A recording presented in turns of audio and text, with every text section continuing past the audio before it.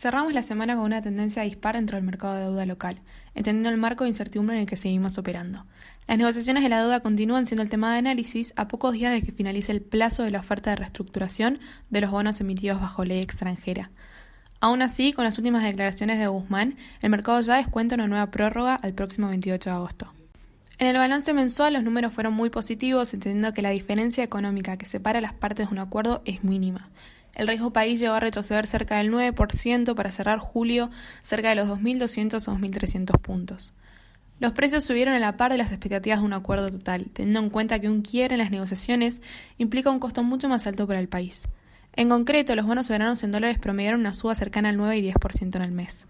Si bien vale aclarar que las mejoras se acentuaron entre los bonos de ley local con aumentos del 12 y 14%. Esto con el proyecto de canje de ley local respaldado por el Senado y esperando la sanción definitiva dentro de la Cámara de Diputados. Los bonos del BOE de Nueva York, en cambio, avanzaron cerca del 6 y 7% en promedio, mientras que el nivel promedio de paridades a lo largo de toda la curva se mantiene cerca de los 45-46 puntos. Hacia adelante, la tónica de las negociaciones dependerá en gran parte de las decisiones que tome el gobierno. Esto entendiendo que la diferencia financiera entre las partes del acuerdo es mínima, de apenas $3, y luego de la presión ejercida por los fondos que podría significar que no se llegue a un acuerdo parcial. En las próximas horas se daría a conocer el porcentaje de aceptación del canje de los tenedores locales, que por más positivo que haya sido, no alcanza la participación mínima establecida del 50%. En lo que a la deuda en pesos se refiere, cerramos el mes con una tendencia positiva acentuada en la parte media o larga de la curva SER. En promedio, los bonos en pesos aumentaron cerca del 4 y 5% esta semana y cerca del 10 y 11% en el mes. Vale destacar que los bonos que indexan por SER reflejaron la mejor performance a lo largo del mes. Para tener como referencia, el TX23 y el TC23 aumentaron cerca del 15% cada uno. La suba se dio en medio de las licitaciones del Tesoro que le permitieron rolear los vencimientos e incluso acceder a un financiamiento neto positivo. Recordemos que julio se presentaba como un desafío por su gran cantidad de vencimientos de letras del corto plazo.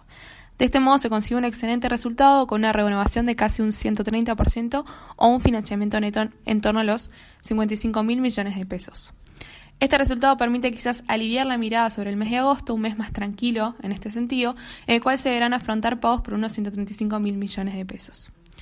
Para esto, el calendario oficial preliminar ya agendó 2 nuevas licitaciones, el próximo 11 y 26 de agosto. Pasando al mercado de cambio, seguimos viendo el mismo ritmo de corrección diaria en unos 6 y 7 centavos. De esta manera, el dólar fue acumulando cerca de 30 centavos por semana y alcanzó una suba del 2,6% en el mes, cerrando en los 72,30 centavos. Esto en medio de las constantes intervenciones de Central, esta semana se alcanzaron ventas diarias de hasta 50 millones de dólares para limitar el aumento de la divisa. Vale señalar que el Central cerró el mes con un saldo neto negativo que se estima fue cercano a los 500 millones de dólares, en donde solo 4 de los últimos 23 días hábiles logró hacerse de divisas.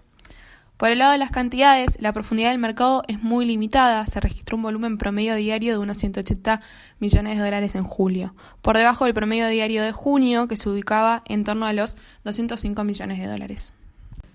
Con respecto a los dólares financieros, vimos una importante aceleración en contado y en el MEP, que avanzaron cerca del 19 y el 20% en el mes, para cerrar en los 124 y 122 pesos respectivamente, siendo este el nivel más alto de los últimos 3 meses. Con las cotizaciones en estos niveles, las brechas con respecto al oficial se ubican hoy en torno al 71 y 68%, lo que se compara con el 44 y 45% con el que cerramos el mes anterior. Hacia adelante no se espera una reducción significativa en la brecha mientras siga habiendo un exceso de pesos en la economía y sin un programa económico concreto que permita ajustar las cuentas fiscales.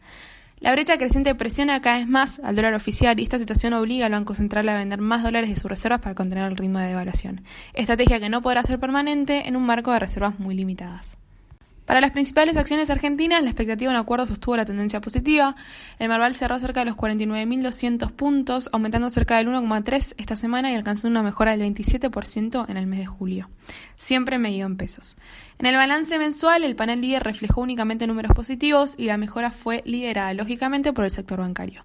En este sentido, destacamos las subas de los papeles de Superville, de Galicia, de Macro y de Banco Francés en torno al 30% y hasta un 48%.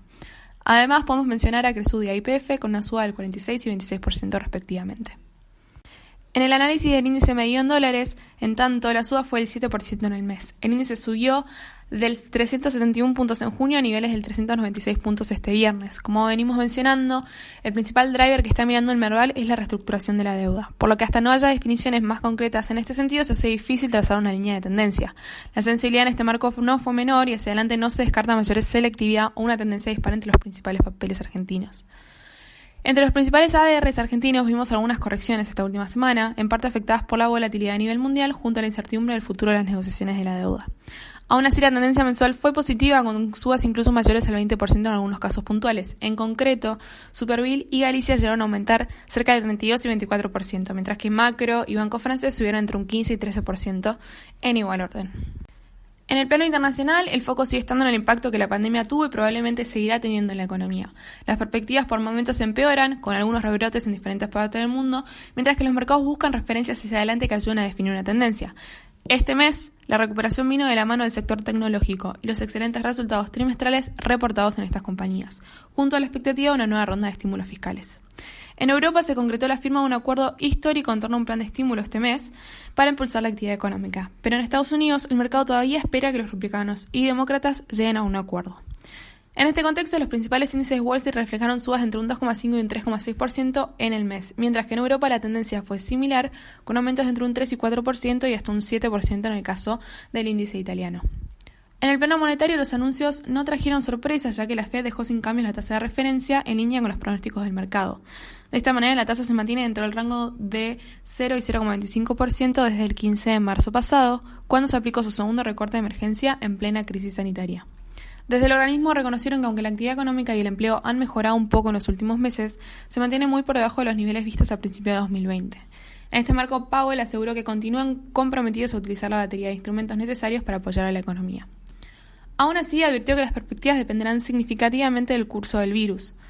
De esta manera, el futuro económico se mantiene incierto y eso refleja una mayor demanda en activos de menor riesgo. La tasa norteamericana a 10 años retrocedió casi 8 puntos básicos en el mes, ubicándose hoy en torno al 0,58-0,59%. El oro, en tanto, tocó máximos históricos tras aumentar más del 11% en el mes, mientras que los títulos europeos vimos bajas de hasta 8 puntos básicos. El dólar fue retrocediendo a lo largo del mes con el foco en la recuperación económica. Esta semana hubo una serie de datos económicos poco optimistas, pero en parte esperado por los analistas del mercado. Los números oficiales reflejaron una contracción récord del 32,9% de la economía estadounidense en el segundo trimestre. El consumo personal, que históricamente representó aproximadamente 2/3 de toda la actividad, resta un 25% del total del segundo trimestre. Y los servicios representaron casi toda esta caída. Mientras tanto, las solicitudes semanales de desempleo caen a un ritmo menor quizás del que se esperaba unos meses atrás y los reclamos continuos, en cambio, se aceleraron esta última semana. En este marco, el dólar retrocedió poco más del 3%, la mayor caída mensual en varios años, y se ubicó en mínimos de los últimos 2 años. El euro y la libra, en cambio, fueron ganando terreno y acumularon una suba del 3,5% en el mes. Para la semana que viene, el movimiento del mercado depende del color que vayan a tomar las negociaciones. Se espera en las próximas horas o más tardar este fin de semana la confirmación de la extensión de los plazos para continuar con las conversaciones. Y según la postura que tome el gobierno, será posible o no llegar a un acuerdo. Por otro lado, se anunció la extensión de la cuarentena en principio durante 2 semanas más, entendiendo los costos económicos que esto explica en un marco de desequilibrios monetarios, fiscales y cambiarios. Seguimos atentos a las proyecciones económicas futuras que puedan condicionar la dinámica del mercado local. En el frente externo, el desenlace en las negociaciones por una nueva ronda de estímulos definirá en parte el sentimiento del mercado. Además, seguimos analizando los resultados de las compañías norteamericanas y cualquier riesgo asociado a las tensiones geopolíticas entre Estados Unidos y China. Todos factores que pueden llegar a condicionar las elecciones de Trump en noviembre de este año.